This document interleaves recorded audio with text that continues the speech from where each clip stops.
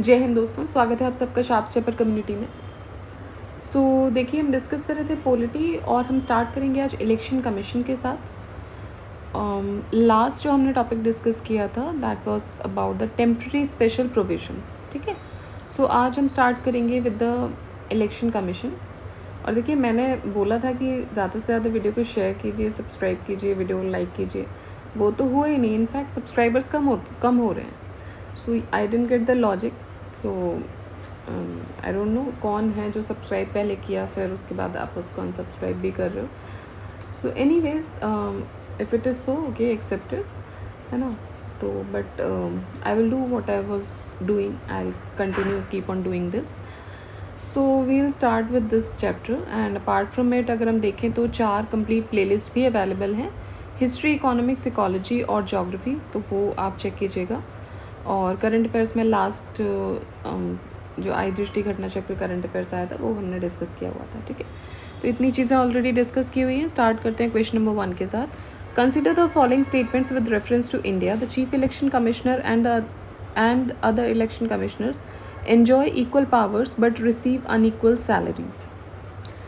ठीक है, पहले ये पूछ रहे हैं कि इनकी जो पावर्स होती हैं वो इक्वल पावर्स होती हैं but they receive the unequal salaries. ठीक है, तो देखिए पावर्स हैं, सैलरीज हैं, अलाउंसेस हैं, कुछ भी है वो सब इक्वल होता है, वो सब इक्वल होता है। ठीक है, याद रखिएगा। Chief election commissioner, second statement है, chief election commissioner is entitled to the same salary as is provided to the जज of a Supreme Court. True. ठीक है, ये जो सैलरी है वो उनकी एंटाइटल होती है टू द जज of the supreme court. This is correct.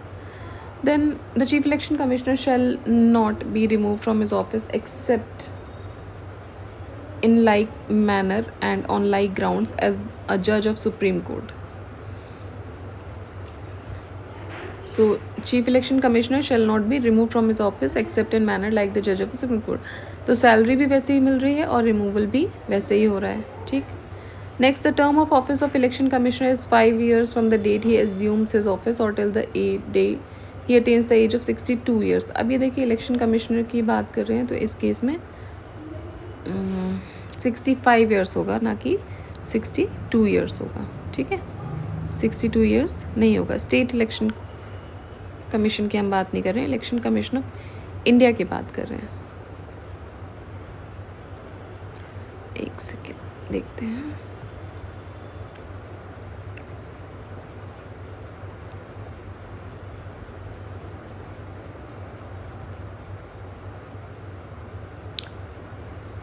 शायद थोड़ा सा ज़्यादा आगे आ गए बस, या we are almost there on this chapter. Okay, ठीक है, तो हम बात कर रहे थे कि जो इनकी टर्म ऑफ ऑफिस है वो 5 years है from the day he attains the age of 62 years। ठीक है, तो देखिए अब देख लेते हैं इसको हम लोग एक बार।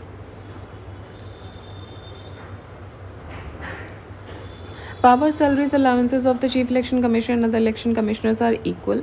They are entitled to the same salary as is provided to the judge of a Supreme Court. Then the term of chief election commissioner is 6 years or up to the age of 65 years, जो भी पहले हो, and they may be removed in the same manner as provided for the judges of the Supreme Court. ठीक है, next देखते हैं। The chief election commissioner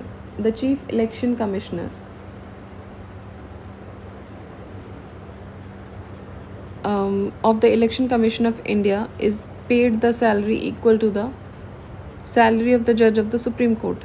ठीक है, सेकेंड बोल रहे हैं the term of chief election commissioner of the election commission of India shall be for a period of 6 years from the date of assuming the office और till the age of 65 years, whichever comes first। Election commissioner may at any time by writing under his hand address to the chief minister of election commissioner resign his office।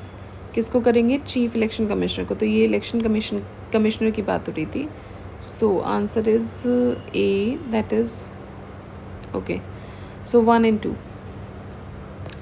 2 जो हैं वो सही है। Next देखते हैं। Consider the following given facts. Sukumar Sen was the first chief election commissioner of India. ठीक है, सही बात है। Rama Devi was the first women chief election commissioner of India, ये भी सही है। नेक्स्ट देखते हैं, तो फॉर्मर जो कर्नाटक और हिमाचल प्रदेश गवर्नर रहे थे, V S Rama Devi was the only women जिन्होंने इलेक्शन कमीशन को हेड किया था. देन सुकुमार सेन सबसे पहले इंडियन सिविल सर्वेंट थे, who was the first chief election commissioner of India, and he served from 21st March 1950 to 19 December 1958. Next, the status of Chief Election Commissioner of India is equal to the, तो देखिए according to, अगर हम देखें ये जो nic.in/MHA ministry of home affairs table of precedence की बात करें तो chief justice of India and speaker of Lok Sabha, इन दोनों की रैंक ही 6th रखी जाती है. And governor of a state की रैंक होती है 4th. Speaker of legislative assembly of a state, इनकी रैंक होती है 14. ठीक है. So status of chief election commissioner of India is ranked 9A with chairperson of UPSC and auditor general of India, which is not given in the option. So इनमें से कोई भी सही नहीं होगा. ठीक है. नेक्स्ट देखते हैं, what is the tenure of Chief Election Commissioner of India? So tenure is 6 years or 65, whichever is earlier. Next, Chief Election Commissioner can be removed from his office by, so he can be removed from his office by 2/3 majority of the 2/3 majority of the members of both the houses of the parliament on the basis of proven misconduct. So chief election commissioner जो है इनको remove किया जा सकता है in the same manner which is prescribe for the removal of the जजेस of the supreme court under article 124 clause 4. Now a judge of Supreme Court shall not be removed from his office except by an order of the President, which is passed after the resolution by each house of the Parliament and supported by a majority of the total membership of that house, and by a majority of not less than 2/3 of the members of that house present and voting. Now it has been presented to the President in the same session for such removal on the ground of proved misconduct or incapacity. Next, the Chief Election Commissioner can be removed from office by the same procedure which applies in the case of removal of Supreme Court judges. Election Commissioner can be removed by, so Election Commissioner can be removed by the President on the recommendation of Chief Election Commissioner. ठीक है. Chief election commissioner of India is appointed by, so इनको appoint करते हैं president. Article 324 clause 2. The constitution of India provides for an election of commission under which article, so under article 324. ठीक है. So superintendence, direction, control of preparation of electoral rolls for and the conduct of all elections to parliament, state legislative assemblies, president, vice president, ये सब conduct कराती है. Next, which of the following articles of the Indian Constitution has been the provision of election commission? So it is 324. Under which article of the Indian Constitution? Same equation है, article 324 आ जाएगा. सो ये बोल रहे हैं कि election commission का provision किस में दिया हुआ है? Election commission provision is being given in article 324. ठीक है. अब ये जैसे बुक ख़त्म होने वाली होती है उस केस में देखिए अब ओपन भी नहीं हो रहा,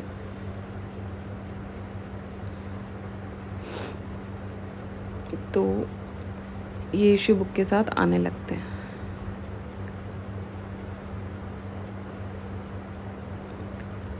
ओके. सो आर्टिकल देखिए आप याद रखिएगा, आर्टिकल इज 324 इलेक्शन कमीशन का.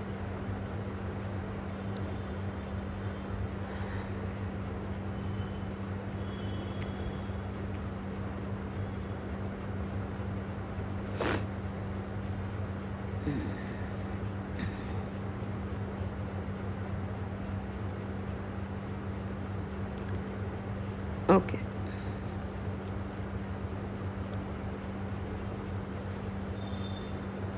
Next, which article in the Indian constitution is related? Again 324 हो जाएगा. Next, which of the following are the functions of election commission of India? To conduct the elections for the post of speaker and deputy speaker of Lok Sabha and the chairman of Rajya Sabha. नहीं, इनके लिए नहीं होता है. To conduct the election for the municipalities and municipal corporation, उनके लिए state election commission है. To make decisions for all the, to make a decision on the on all the doubts and disputes arising from the election. So नहीं, ये तीनों ही नहीं होंगे। Presiding officer जो होते हैं हाउस के, उनको इलेक्ट किया जाता है by the members of that house only. Now any dispute arising out of election are settled by supreme court. Elections of the municipality and the municipal corporations are conducted by the state election commission. ठीक है, तो सारे statements यहाँ पर गलत हैं। The function of election commission of India are, क्या function होंगे? To conduct all elections of the president, parliament and state legislative assembly. To conduct the elections for post of president and vice president, ठीक है, ये भी करवाते हैं। To recommend for president's rule in case of state and not in condition to hold और conduct the free and fair election in any state. Recommendation ये नहीं दिलवाएंगे। To supervise, direct and control the work of preparing the electoral list, true, ये करवाएंगे। ठीक है, election commission recommend नहीं करते हैं president rule in case of the state not in condition for conducting free and fair elections in any state. Which of the following functions is not related to the election commission? So to make provision with respect to the election of legislature, ये काम election commission का नहीं है, वो conduct करेंगे elections, office of president and vice president के, conduct all elections to the parliament and legislature of every state, then direction and control of the preparation of electoral rolls. Next, election of the office of president is conducted by, so it is conducted by the Election Commission of India. Next, which of the following is not related to election commission? So to issue the notification of election, to issue the notification of election is not related to election commission. ठीक है, ये नहीं election commission से related है। issuance of notification जो होता है वो प्रेसिडेंट इशू करते हैं, and by the election of the legislative assembly and legislative council issue जो होता है नोटिस, वो गवर्नर के द्वारा किया जाता है स्टेट में। Next, which of the election system have been adopted for different elections in India? ठीक है, तो क्या होता है इसमें, पूछ रहे हैं कि इलेक्शन सिस्टम कौन सा अडॉप्ट किया गया है। Direct election system on the basis of adult suffrage, then system of proportional representation by single transferable vote, ये दो किए गए हैं। List system of proportional representation, then the cumulative voting process of indirect election. ठीक है, so direct and indirect both systems of election have been adopted in India. President, vice president, Rajya Sabha, legislative council, इनके conduct होते हैं by the system of proportional representation by single transferable vote through the indirect system, and elections of Lok Sabha and state legislative assembly ये conduct किए जाते हैं on the basis of adult suffrage through direct election.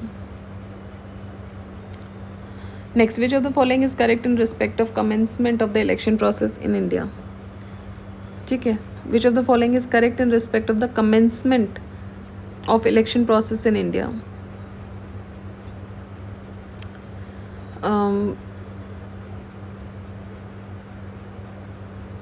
The recommendation for election is made by election commission, and the notification for election is issued by the president and the governor of the state.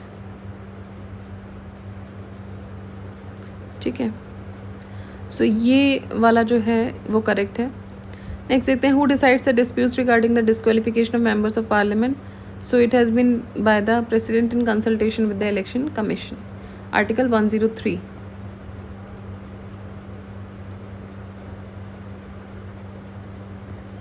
ठीक है, next देखते हैं, while deciding any question relating to the disqualification of a member of parliament, the president shall obtain the opinion of, president को opinion लेना होता है election commission of India का। Under Article 103 of the Constitution of India, the President shall obtain the opinion of which of the following authority before giving any decision on any question regarding the disqualification of the members of Lok Sabha?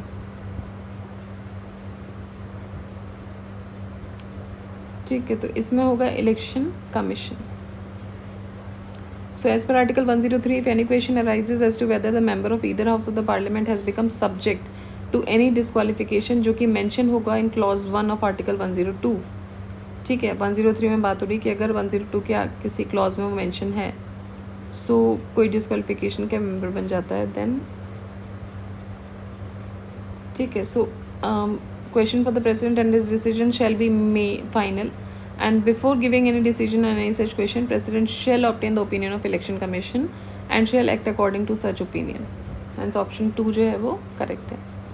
Now if in an election to a state if in an election to a state legislative assembly the candidate who is declared elected loses his deposit, it means that, इसका मतलब है कि large number of candidates ने contest किया था. So each candidate has to each candidate has to deposit the security, ठीक है. So and a defeat candidate who fails to secure more than 1/6 of the valid votes polled in the constituency, वो अपनी security loose कर देते हैं. तो ये possible हो सकता है कि बहुत सारे लोग उस कॉन्स्टिट्यूंसी से खड़े हुए होंगे.